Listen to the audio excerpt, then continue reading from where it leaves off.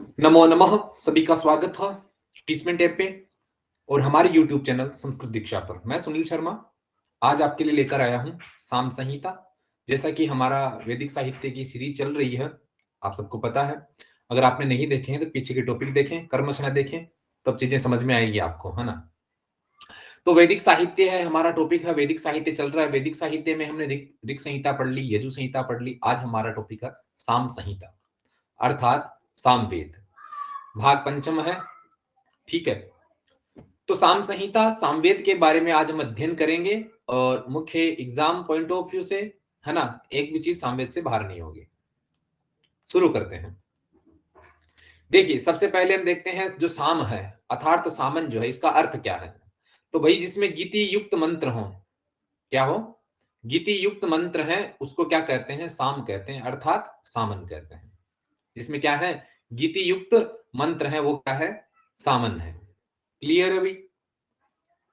अब जो पूर्व मीमांसा जैमिनी जी हैं, उन्होंने कहा है, क्या लिखा है, उन्होंने भी लिखा है कि गीतिसु समाख्या, गीतिसु समाख्या, ये किसने कहा है, पूर्व मीमांसा जैमिनी ने।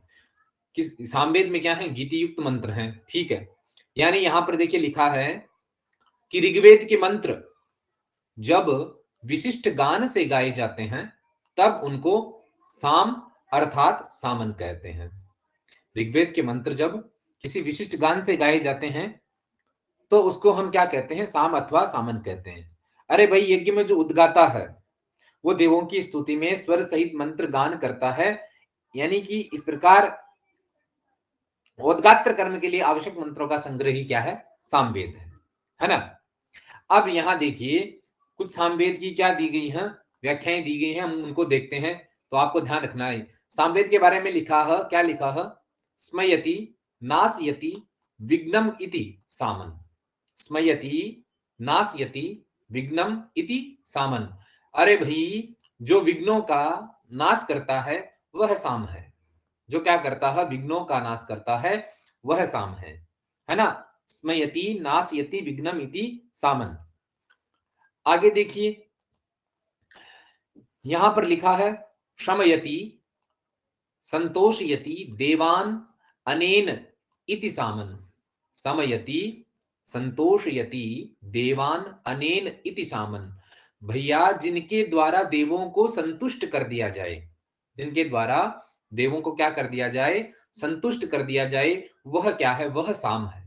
जिसके द्वारा देवों को संतुष्ट कर दिया जाए वह साम है, यानी ऋक मंत्र साम या ऋक तत्साम, ऐसा छांदोग्य उपनिषद में भी लिखा है। तो ऋक मंत्रों के ऊपर गाए जाने वाले गान भी क्या है, साम है।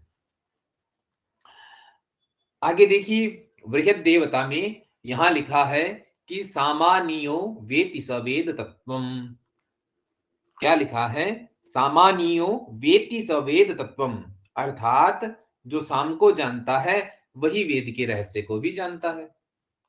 क्या लिखा, जो साम को जानता है वही वेद के रहस्य को जानता है। तो ये सामवेद का महिमा है।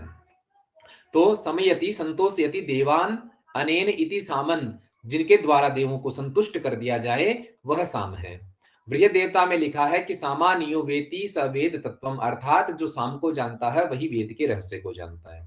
देखिए, सामवेद का यहां पर हम देख सकते हैं कि भगवान श्री कृष्ण ने स्वयं ये कहा है गीता में कि वेदानाम साम वेदोस्मि, कि वेदों में सामवेद मैं हूं। ये किसने कहा है, कृष्ण ने कहा है गीता में कि वेदानाम साम वेदोस्मि, वेदों में सामवेद कौन है, मैं हूं। आगे देखिए, ऋग्वेद के बारे में लिखा है, ऋग्वेद में लिखा है, क्या लिखा है कि यो जागार तम ऋचः कामयन्ते यो जागारतम सामान्यन्ति, यो जागारतम ऋचः कामयन्ते यो जागरतम सामान्यन्ति।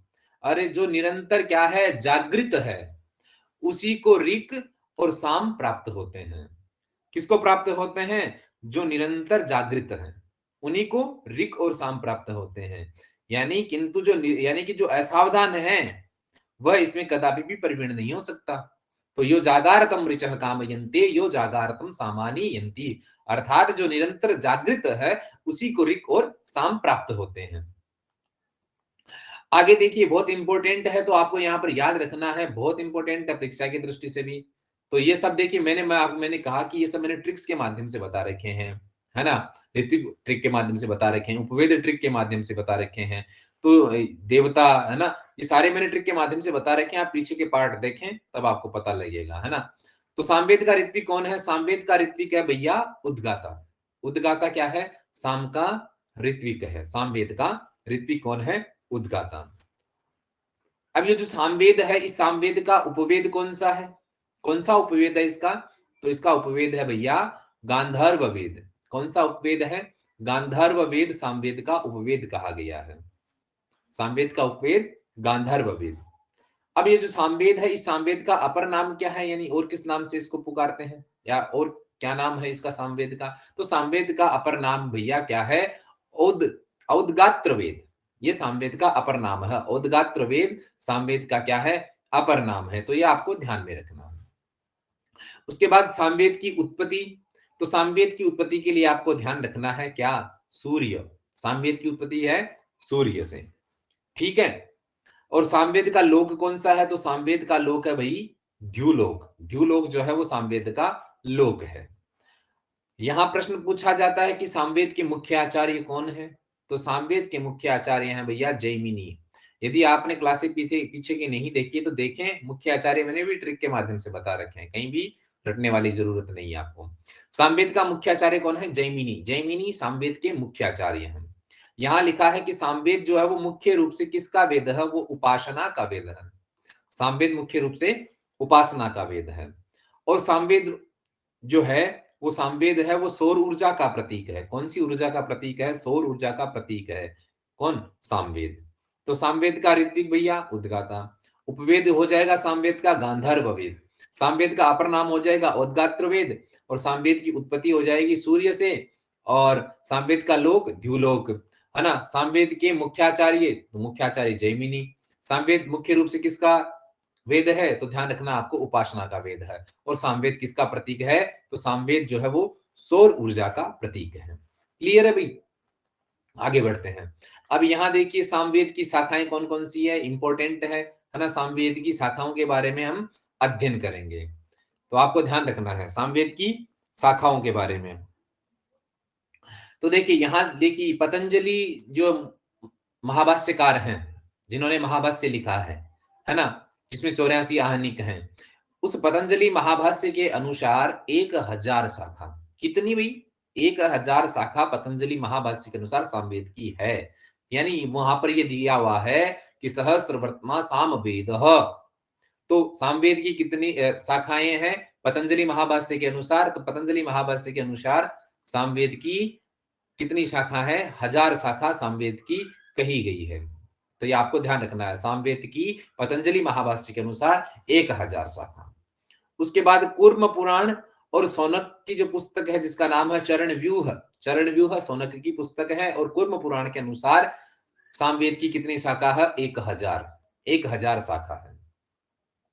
उसके बाद यहां पर देखिए जैमिनी के जो गृह सूत्र है, उस गृह सूत्र ने सामवेद की कितनी शाखाओं का उल्लेख किया है? 13 शाखाएं गिनाई है। कितनी शाखाएं गिनाई है भाई? 13 शाखाएं गिनाई है। किसने? जैमिनी के गृह सूत्र ने सामवेद की 13 शाखाएं गिनाई है। अब 13 शाखाएं गिनाई है, लेकिन इसको क्लियर करते हैं। तो जैमिनी गृह सूत्र ने सामवेद की 13 शाखाएं गिनाई है, जिसमें से वर्तमान में 3 शाखाएं उपलब्ध हो, केवल 3 शाखाएं ही हमको उपलब्ध होती है। इसके लिए यहाँ पर एक छोटी सी ट्रिक लिखी हुई है, राणा को जयमा।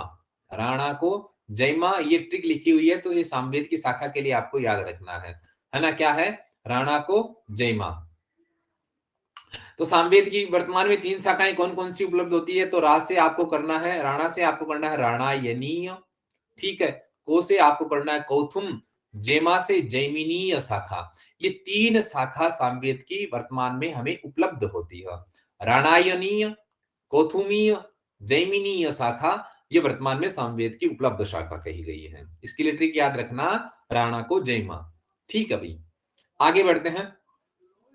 अब हम एक एक शाखा का अध्ययन करेंगे। यहां पर है कौथुम शाखा, यहां पर है राणायनीय शाखा, और यहां पर है जैमिनीय शाखा, ठीक है? तो कौथुम शाखा जो है वो सर्वाधिक प्रचलित संहिता है। कौथुम शाखा क्या है? सर्वाधिक प्रचलित संहिता कौन सी है? कौथुम शाखा। जिसमें कुल मंत्र कितने हैं? तो यहां पर 1869 उसमें मंत्र दिए हुए हैं, है ना। तो कुल मंत्र कितने हैं कौतुम शाखा के अनुसार? 1869 कौतुम शाखा के अनुसार मंत्र हैं। और इसका प्रचलन जो है वो सर्वाधिक गुजरात में है। किसका? कौतुम शाखा का। उसके बाद जो राणायनीय शाखा है, कौन सी है? राणायनीय शाखा है वो प्रचलित है महाराष्ट्र में। राणायनीय शाखा महाराष्ट्र में प्रचलित है। उसके बाद जो जैमिनीय शाखा है, जैमिनीय शाखा में कितने मंत्र हैं? तो आपको याद रखना है 1687 मंत्र किसमें है? जैमिनीय में। तो कौथुमीय, राणायनीय, जैमिनीय, ये तीन सामवेद की क्या है? शाखा है। उसके बाद हम देखते हैं यहां पर देखिए क्या लिखा है? सामवेद का विभाग, है ना। क्या है? सामवेद का विभाग। तो सामवेद का विभाग भाई दो प्रकार से हुआ है। कितने प्रकार से विभाग हुआ है सामवेद का? दो प्रकार से। एक है पूर्वार्चिक, एक है उत्तरार्चिक। ध्यान रखना है, सामवेद का विभाग पूर्वार्चिक और उत्तरार्चिक। पूर्वार्चिक में आपको याद रखना है कितने मंत्र हैं? तो पूर्वार्चिक में भैया 650 मंत्र हैं। सामवेद में पूर्वार्चिक में कितने मंत्र हैं? 650 मंत्र हैं। उत्तरार्चिक में कितने मंत्र हैं? तो उसमें 1225 मंत्र हैं। कितने मंत्र हैं? 1225 मंत्र किसमें है? उत्तरार्चिक में है। और पूर्वार्चिक में 650 मंत्र हैं, उत्तरार्चिक में 1225 मंत्र हैं। ये आपको ध्यान रखना है। आगे देखिए सामवेद की हम चर्चा कर रहे हैं। तो लिखा है कि सामवेद में कुल मंत्रों की संख्या कितनी है? 1875 है। अगर आपसे पूछा जाए कि सामवेद में कुल मंत्रों की संख्या कितनी है, तो भैया सामवेद में कुल मंत्रों की संख्या है 1875। कितनी है? 1875 सामवेद में कुल मंत्रों की संख्या है, याद रखना है। उसके बाद सामवेद में 1771 जो मंत्र हैं, सामवेद में 1771 मंत्र कहां से लिए गए हैं? ऋग्वेद से लिए गए हैं, है ना। जबकि सामवेद में स्वयं के अपने कितने हैं? केवल 104 मंत्र हैं, 104 है। तो भैया 1771 प्लस 104 कितने हो गए? 1875 हो गए। तो सामवेद में कुल मंत्रों की संख्या आपसे पूछी जाए तो आप क्या कहोगे? 1875 मंत्र सामवेद में कुल मंत्र हैं। तो 1771 प्लस 104 कितने हो गए? 1875 हो गया। उसके बाद आपको ध्यान रखना है सामवेद जो है वो सामवेद सोम प्रधान देवता है। कौन सा प्रधान देवता है इसमें? सोम प्रधान देवता है सामवेद। तो सामवेद सोम प्रधान देवता है। साम सोम याद रह जाएगा आपको। तो सामवेद में सोम, सोमरस, सोमपान, सोम देवता के विषय के बारे में चर्चा की गई है। तो जो सामवेद है उस सामवेद में सोम, सोमरस, सोमपान, सोम देवता के विषय के बारे में चर्चा की गई है। अब हम यहां पर देखते हैं सामवेदीय संगीत कौन कौन से हैं। सामवेदीय संगीत के बारे में हम जानेंगे, तो ये आपको ध्यान रखना है। सामवेदीय संगीत, है ना। यहाँ पर दिए हुए हैं 7 स्वर अथवा गान स्वर, और यहाँ पर 3 प्रकार के ग्राम हैं, है ना। हम सब देखेंगे। तो सामवेदीय संगीत कौन कौन से हैं? तो यहाँ पर स्वर दिए हुए हैं। स्वर जिसमें पहला क्या है? उदात है, ठीक है, उदात। दूसरा क्या है? अनुदात। तीसरा है स्वरित। इन सामवेद में इनके चिन्ह प्रतीत होते हैं। तो ये चिन्ह के लिए आपको ये ट्रिक याद रखनी है, क्योंकि चिन्ह ऐसे ही है बिल्कुल 1, 3 और 2 जैसे हैं चिन्ह है। तो उदात के लिए आपको ये 1 याद रखना है, ठीक है। तो अगर प्रश्न पत्र में देखोगे तो आपको कभी दिक्कत नहीं होगी। अनुदात के लिए आपको 3 याद रखना है, स्वरित के लिए 2 याद रखना है। यानी कि 132 ये ट्रिक आप याद रखें। उदात 1, अनुदात 3, स्वरित 2, ऐसा चिन्ह मिलता है सामवेदीय संगीत में। तो स्वर कितने हैं? उदात, अनुदात और स्वरित। चिन्ह के लिए आपको 1 उदात के लिए, अनुदात के लिए 3 और स्वरित के लिए 2, ठीक है भाई। अब उसके बाद है यहां पर 7 स्वर दिए हुए हैं जिनको गान स्वर भी कहते हैं। वो कौन कौन से हैं? आपने पढ़ा होगा सारे गामा प ध नि। तो षडज, ठीक है। उसके बाद है ऋषभ, गांधार, मध्यम, पंचम, धैवत और निषाद। तो षडज, ऋषभ, गांधार, मध्यम, पंचम, धैवत और निषाद, ये 7 क्या है? स्वर है, सारे गामा पधनी, ठीक है। और 3 क्या है? 3 ग्राम है। 3 ग्राम कौन कौन से हैं? तीव्र, मध्य और मंद। तीव्र, मध्य और मंद, ये 3 क्या है? ग्राम है। तीव्र, मध्य और मंद, ये 3 क्या है? ग्राम है, ठीक है। तो सामवेदीय संगीत में स्वर आपको उदात, अनुदात, स्वरित, उसकी ट्रिक के लिए 132 आपको ध्यान में रखना है। 7 स्वर में सारे गामा पध नि षडज ऋषभ गांधार मध्यम पंचम धैवत और निषाद। 3 ग्राम हो गए, तीव्र, मध्य और मंद। आगे बढ़ते हैं। मूर्छना कितनी है? 21 है। मूर्छना एक विंशति, वो आपने श्लोक पढ़ा है ना। तो मूर्छना कितनी है? 21 है। 7/3 कितने हो गए? 21, है ना। तान कितनी है? तान है 49, यानी 49 तान है। ताना 49, तान कितने हैं? 49 तान है। अब यहाँ आपको ये ध्यान रखना है, साम विकार कितने होते हैं? 6 प्रकार के साम विकार होते हैं, और ये आपको याद रखना है, प्रश्न में पूछा जा सकता है। ठीक है, तो षड साम विकार कौन कौन से हैं भाई? तो षड साम विकार के लिए आपको याद रखना है, सबसे पहले है विकार। सबसे पहले क्या है? विकार है।